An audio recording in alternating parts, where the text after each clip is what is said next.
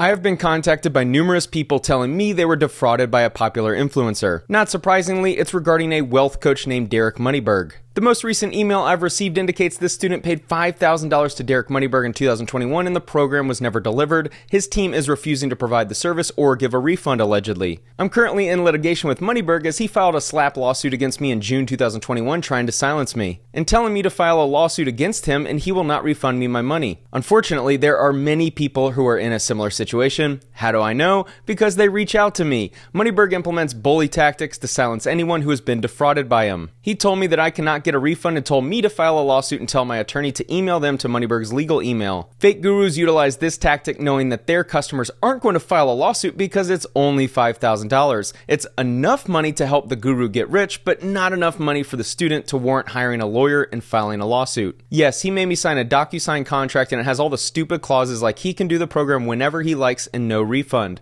Moneyberg holds live programs in various cities within the US and outside the US. I'm in contact with numerous people who bought a program in a city that Derek was scheduled to visit but allegedly never did, thus never putting on the program. Instead of giving a refund, he notifies the students that they will need to file a lawsuit against them. Moneyberg puts in his contract that he has a no refund policy, which he points to whenever someone asks for a refund. His contracts state that the program may happen sometime in the future, therefore Moneyberg hasn't done anything wrong technically today, but at some point if you don't deliver a service and don't issue a refund, well, then you've breached a contract in my opinion. This guy stated it's been a year and a half and he hasn't received a refund or the service he paid for. Thankfully, the law ignores the no refund policy in a contract if a service was never delivered. And so any of you watching who are victims of Moneyberg, please email me or DM me on Instagram. Links are in the description. That's why I'm making this video. Please contact me. I'm doing everything in my power to help you get a refund. In their contracts, there is an arbitration clause, so any attorneys who feel they can help, please reach out to me. Christian writes, terrible experience. Derek's advice is garbage. He uses high-pressure sales tactics to sell you on overpriced garbage courses, half of which he doesn't even teach himself. He refuses to honor refunds and just wants to take every penny from you. If you want your money back, he just block you or gaslight you as a poor person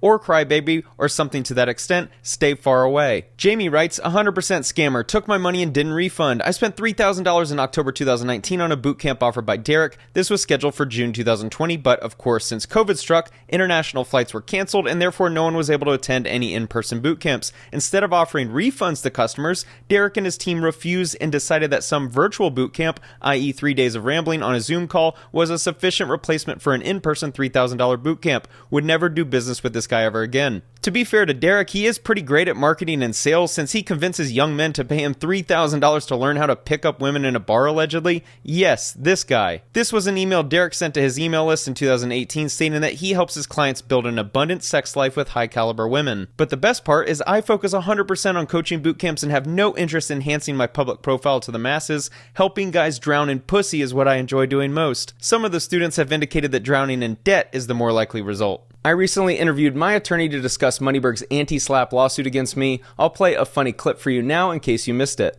So here's something I did say that we admitted to.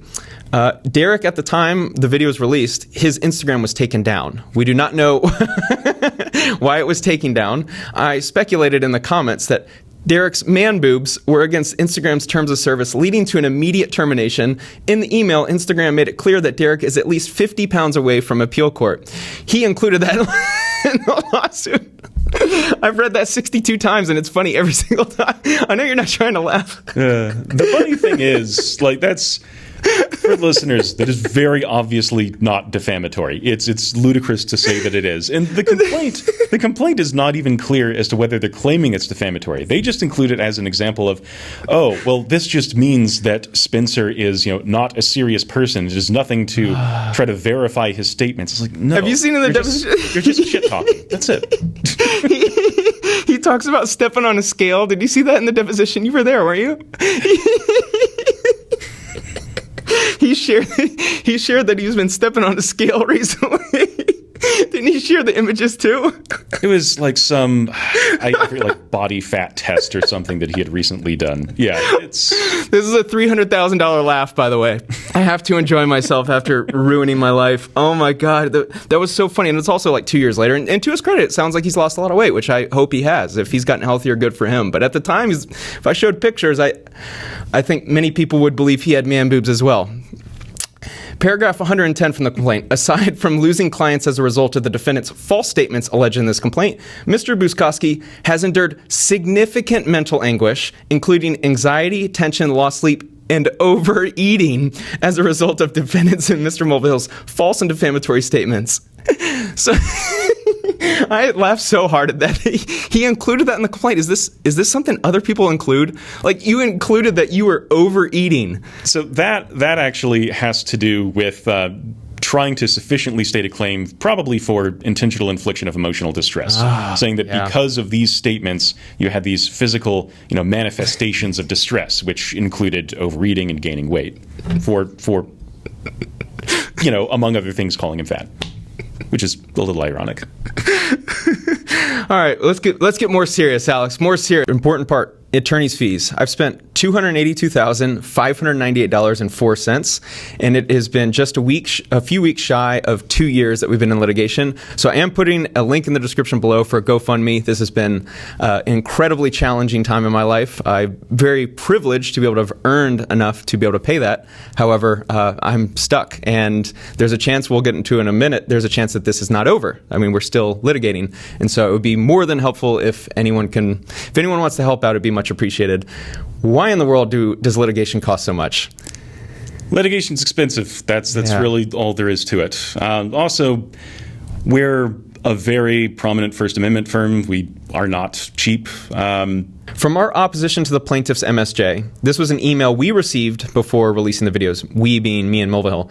The source mentioning that he received no valuable information because he didn't purchase the most expensive ticket, and that Buskowski tried to seduce the girlfriend of an attendee during one of Buskowski's conferences. I had to add that in. It was so funny. Like, John Mulvihill received so many funny is not the right word, because it was unfortunately people who felt that they were victims of Buskowski's courses. Funny in retrospect. Yeah, funny in retrospect for us, but not for, obviously, the people who felt wronged. But Buskowski tried to seduce the girlfriend of an attendee during one of his conferences.